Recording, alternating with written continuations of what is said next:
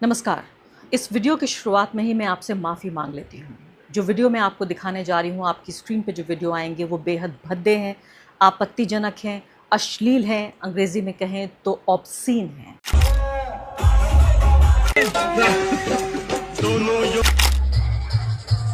इस वल्गैरिटी के लिए, इस वहशियानापन के लिए मैं आपसे माफ़ी चाहती हूँ कि आपको ये वीडियो दिखा रही हूँ, लेकिन मेरे वक़्त की, हमारे वक़्त की यही सच्चाई है और एक फ़र्ज़ बनता है पत्रकार के तौर पे ये बताने का कि देखिए, एक तरफ हम गुणगान कर रहे हैं कि हमारी जेन ज़ी और जेन अल्फ़ा देश में बदलाव ला रही है, आंदोलन की बहार है, लोकतांत्रिक अधिकारों की माँग हो रही है और दूसरी तरफ आप ये देखिए कि ये छोटे-छोटे बच्चे इधर आपको दिख रहे हैं, ये बच्चे जिस तरह के जेस्चर्स कर रहे हैं, अपनी उँगलियों से और हाथ से जिस तरह के इशारे कर रहे हैं, मेरा दिल टूटता है, शर्म से दिल सर झुकता है और बहुत अफ़सोस भी होता है और गुस्सा भी आता है कि देखिए, ये भी मेरे देश की पीढ़ी है, वो पीढ़ी जिनके हवाले मेरी और आपकी जनरेशन इस देश को इनके हवाले हम करके जाएँगे जब हम रुखसत होंगे।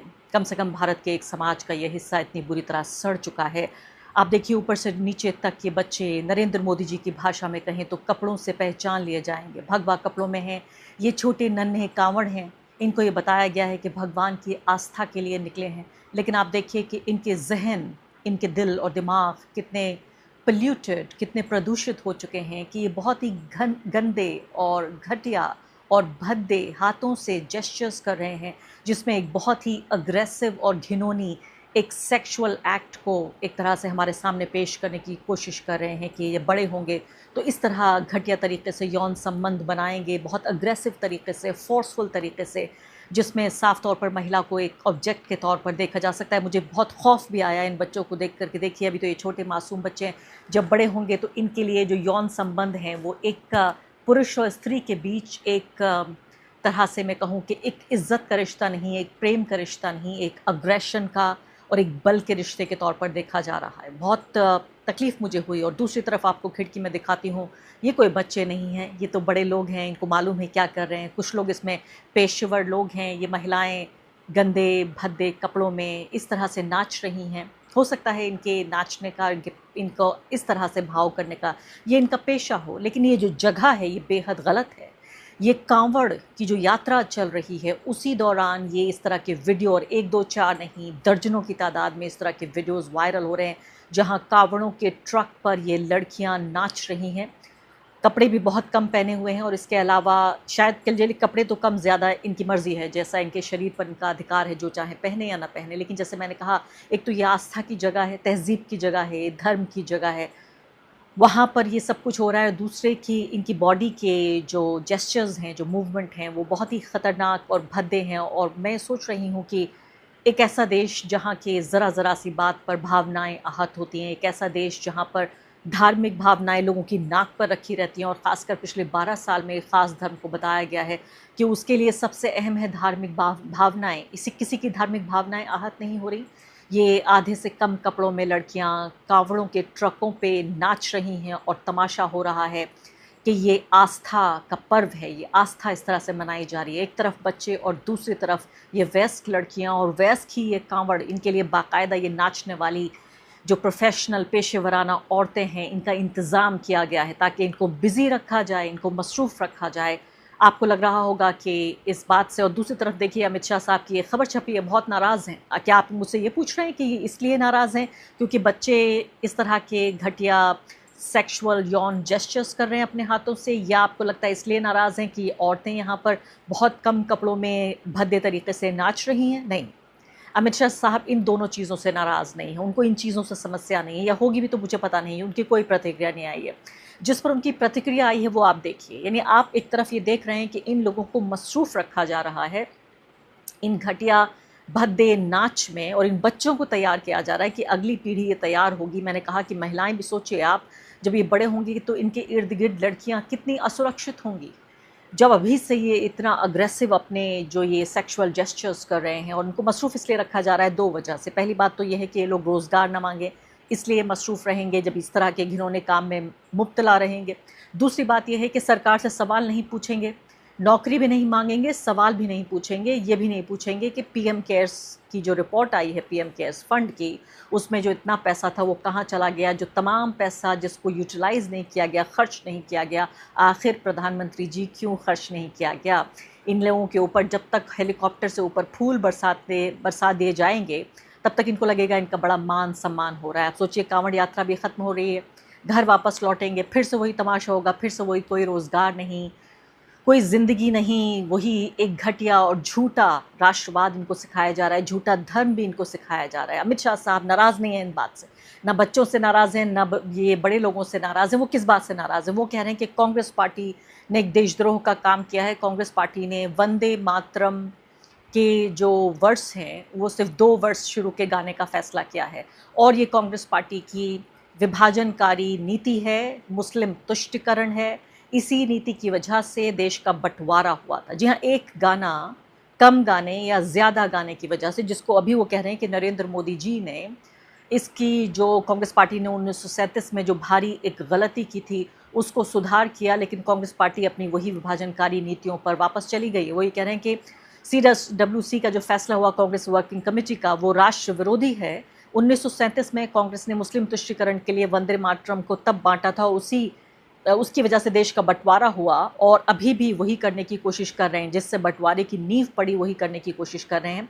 और राहुल गांधी तुष्टिकरण की राजनीति कर रहे हैं। साथ साथ अब यहाँ सवाल ये पैदा होता है कि कांग्रेस पार्टी ने जो 1937 में फैसला किया था और 2026 में जिसको दोहराया जा रहा है, 90 साल बाद, यानी आज़ादी के भी कई साल गुजर जाने के बाद, 90 साल बाद, उसमें साफ तौर पर जो आर्ग्यूमेंट है, दलील है, वो ये है कि जो बाकी के जो वर्ड्स हैं, बाकी की जो पंक्तियां हैं वंदे मातरम की, उन पंक्तियों में हिंदू देवी देवताओं का वर्णन है। और भारत में चूँकि मुस्लिम धर्म के मानने वाले लोग भी हैं, इस्लाम धर्म के मानने वाले लोग भी हैं, पारसी धर्म के मानने वाले लोग भी हैं, सिख धर्म के मानने वाले लोग भी हैं, वो लोग भी हैं जो किसी भगवान में विश्वास नहीं रखते, वो लोग भी हैं जो अपनी जल, जंगल और ज़मीन की पूजा करते हैं, प्रकृति की पूजा करते हैं। उन तमाम लोगों के गले में ये उतारने की कोशिश हो रही है कि आपको एक धर्म, एक तरह का रूप, एक तरह के कपड़े, एक तरह का गान गाना होगा। अगर आपको मंजूर नहीं है तो कोई एक आम राय बनाने की, आम सहमति बनाने की कोई कोशिश नहीं की जाएगी। आप जानते हैं कि जो मुस्लिम लीडरशिप है, जो रिलीजियस लीडरशिप है, धर्म गुरु जो हैं, वो इस बात को साफ तौर पर कह चुके हैं, धर्म का हवाला देते हुए, कि इस्लाम के ख़िलाफ़ है, कि हम पूरा वर्ष नहीं गाएंगे क्योंकि इसमें दूसरे धर्म के खुदाओं का या उनके ईश्वर का या उनके देवी देवताओं का वर्णन है जो हमारे धर्म के खिलाफ जाता है।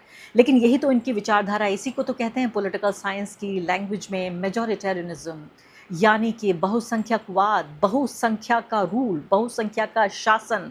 आपको कोई चीज़ पसंद होगी या नहीं होगी, लेकिन आपके गले उतारी जाएगी और उसको राष्ट्रवाद कहा जाएगा। यहाँ कांग्रेस पार्टी ये कह रही है, उसने फैसला लिया CWC की मीटिंग में कि वो 2 ही वर्ष गाएगी और बाद के वर्ष नहीं गाएगी। तो उस बात को लेकर यहाँ हंगामा खड़ा किया जा रहा है कि यहाँ भावनाएं आहत हो रही हैं। ये हमारे गृह मंत्री कह रहे हैं भावनाएं आहत तब नहीं होती, हमारी युवा पीढ़ी पर पुलिस के डंडे पड़ते हैं, पैलेट गन्स चलाई जाती हैं, AK-47 चलाई जाती है, तब भावनाएं बिल्कुल पूरी तरीके से इंटैक्ट रहती हैं।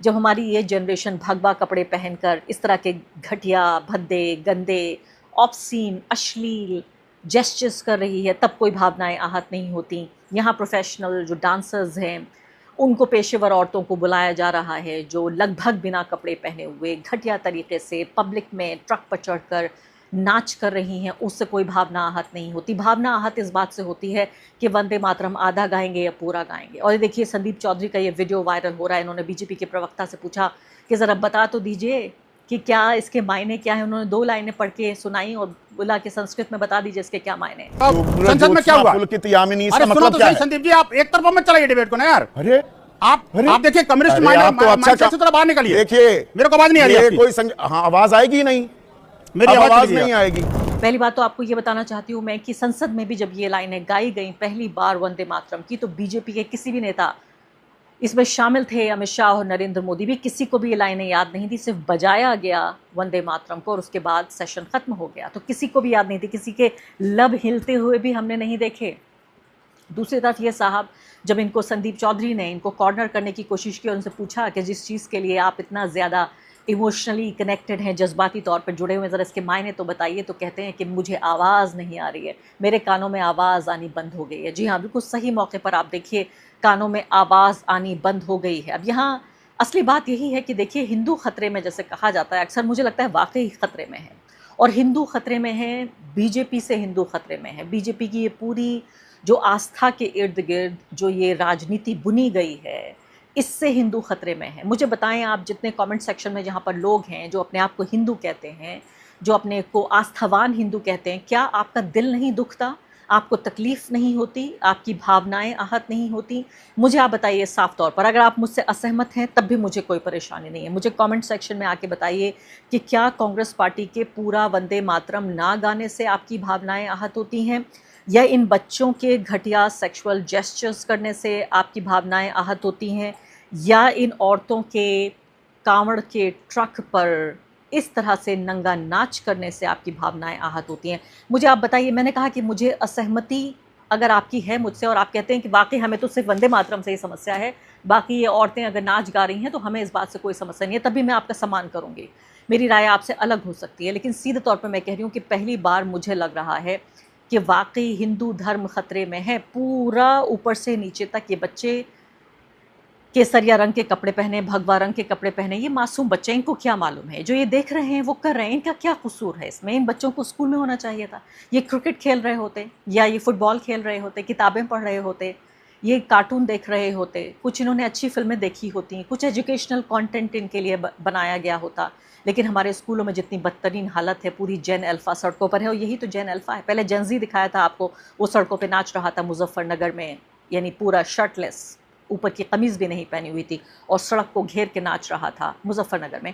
और अब हम ये देख रहे हैं कि देखिए जेन अल्फ़ा, छोटे छोटे बच्चे इस तरह के जेस्चर कर रहे हैं। तो मैं वही कह रही हूँ कि इनका काम तो ये था कि कोई किताब पढ़ रहे होते, कोई इस तरह की चीज़ कर रहे होते जिससे इनके भविष्य का निर्माण होता और हमें भी सुकून होता कि हमारा भविष्य भी सुरक्षित है। लेकिन आप देखिए कि पूरा तमाशा जो बना दिया गया है, ये जो कहा गया कि भाई ये हिंदू बचाने की पूरी संस्कृति आई है, और हिंदू धर्म बचाने की और हिंदू संस्कृति बचाने की।